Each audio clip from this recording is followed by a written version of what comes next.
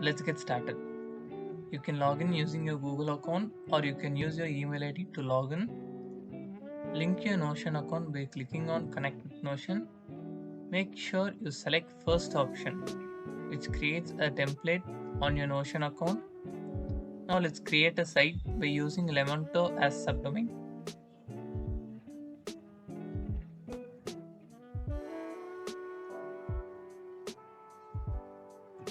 Navigate to your subdomain. You could view all the blogs which has been published. Let's create and publish a blog from Notion. Go to your Notion dashboard. You could see a template named Notion. You can write and manage all your blogs from this template. Let's create a new post. By adding a page under publish, give it a title and add a cover image. You can add additional properties like published date, author, tag and description.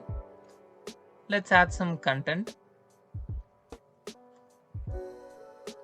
It supports most of the Notion blogs type like headers, tags, images, videos, GIFs and so on.